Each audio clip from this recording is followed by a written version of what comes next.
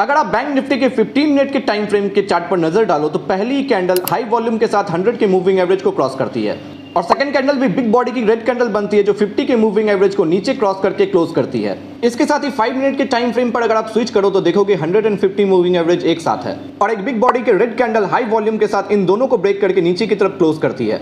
अगर आप मेरे वीडियोस को फॉलो करते होंगे तो आप जानते होंगे कि मैं 150 के मूविंग एवरेज को बहुत ज्यादा इंपॉर्टेंस देता हूं और स्कैल्पिंग के लिए मैं इन्हें बहुत ज्यादा यूज करता हूं। अब बड़ी बड़ी रेड कैंडल्स डाउन ट्रेंड को कंफर्म कर रही थी, लेकिन यहां पर एंट्री के लिए आपको एक रीटेस्ट का वेट करना चाहिए क्योंकि रीटेस्ट मूविंग एवरेज के ब्रेकआउट को कंफर्म करती है और आप देख सकते हो उसके बाद वाली दो ग्रीन कैंडल जाकर मूविंग एवरेज को रीटेस्ट करती है। फिर 15 मिनट के टाइम फ्रेम पर भी देखो नीचे की तरफ जो ब्रेकआउट मिला था हमें रेड कैंडल से, उसके बाद वाली कैंडल 50 के मूविंग एवरेज को रीटेस्ट कर रही है।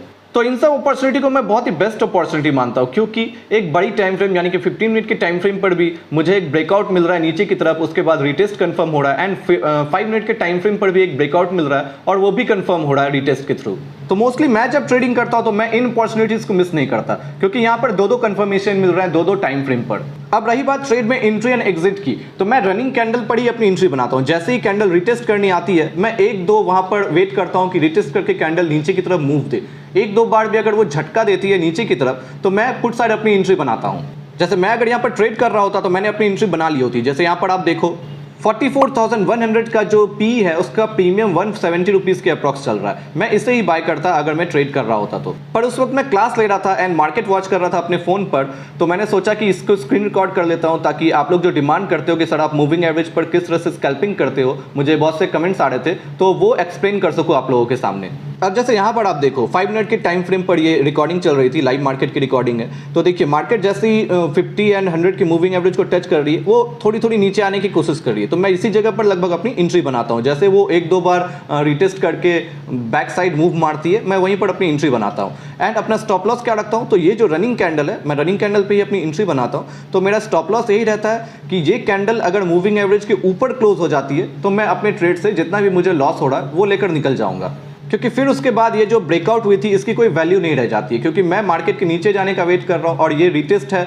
और अगर ये रिटेस्ट फेल हो जाता है तो फेल मैं कैसे समझूंगा, अगर ये कैंडल ऊपर की ओर ही क्लोज हो जाती है तो फिर ये रिटेस्ट फेल हो गया एंड ये ब्रेकआउट भी फेल हो गया। अब देखिए स्कैल्पिंग में आपको बहुत ही ज़्यादा क्विक रहना पड़ता है, आपके पास उतना टाइम नहीं रहता कि आप मैनुअली कोई स्टॉप लॉस निकालो एंड सेटिंग में जाकर उसे सेट कर पाओ। तो मैं बस अपने मन में ही स्टॉप लॉस लेकर चलता हूं कि ये कैंडल अगर ऊपर क्लोज हो जाती है तो ये जो मेरा ट्रेड है वो बिल्कुल रॉन्ग रहा और मैं अपने ट्रेड से एग्जिट करूंगा। इस तरह से स्टॉप लॉस रखने से मुझे मैक्सिमम 15 से 25 रुपीस तक का ही एक ट्रेड में लॉस लगता है अपने प्रीमियम पर, और जितना मैंने लॉट बाय करा है उससे आप इसे मल्टीप्लाई कर सकते हो। जैसे मैंने 170 रुपीज़ पर अगर बाय करा था 44,100 का पी, तो मैं उस पर मैक्सिमम टू मैक्सिमम अगर ये कैंडल ऊपर क्लोज हो जाती है तो मुझे लॉस देखने को मिलेगा 15 से 25 रुपीज़ तक का ही मैक्सिमम लॉस देखने मिलेगा। उससे कम भी हो सकता है, कभी 8-10 रुपये भी होता है, कभी 9 रुपये, कभी 12 रुपये, लेकिन मैक्सिमम वो 25 रुपये तक ही जाता है। मैंने इतना नोटिस करा है, 10 में से लगभग 9 बार वो 25 रुपये तक का ही मैक्स लॉस रहेगा। यानी कि 170 पर अगर मैंने लिया है तो 145 तक मैक्स मैं उसमें लॉस मतलब 145 तक जैसे प्राइस आती है उतना ही मुझे मैक्सिमम लॉस देखने मिलेगा इस कैंडल के क्लोज होते होते तक। हो सकता है कि वो 170 तक ही 170 पे ही रहे, अगर 170 पे तो भी मैं अपने ट्रेड से एग्जिट कर दूंगा, मैं कॉस्ट टू कॉस्ट अपने ट्रेड से निकल जाऊंगा क्योंकि मेरा ट्रेड वहां पर फेल हो चुका है।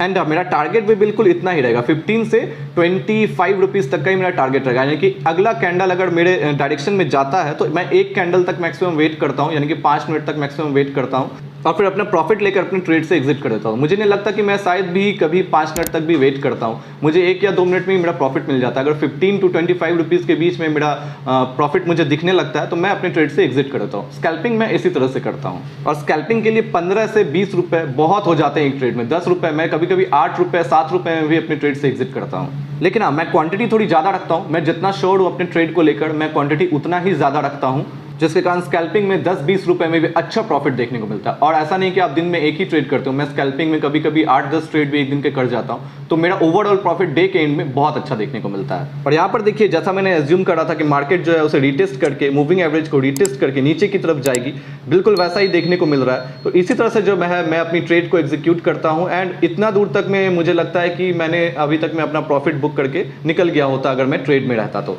क्योंकि स्कैल्पिंग बहुत ही क्विक रहता है, वो आपको 1 या 2 मिनट में फास्ट डिसीजन लेने होते हैं, या तो आपको स्टॉप लॉस सेट कराना होता है या फिर आपको टारगेट बुक करना होता है, 2 में से कोई एक काम। लेकिन हाँ बिल्कुल इसमें आपको फास्ट रहना पड़ेगा, आपको पूरी रोबोट की तरह ट्रेडिंग करनी पड़ेगी, आपको अपने इमोशंस पे बहुत ज़्यादा कंट्रोल रखना पड़ेगा। अगर आपको स्टॉप लॉस दिख रहा है, आपको लॉस दिख रहा है, सॉरी, अगर आपको लॉस दिख रहा है तो आपको लॉस ही बुक करके वहाँ से निकलना पड़ेगा। देखिए कितना अच्छा मूव आया रिटेस्ट के बाद, मार्केट नीचे जाती जा रही है और यहाँ तक आपको एक अच्छा खासा प्रॉफिट देखने को मिलेगा।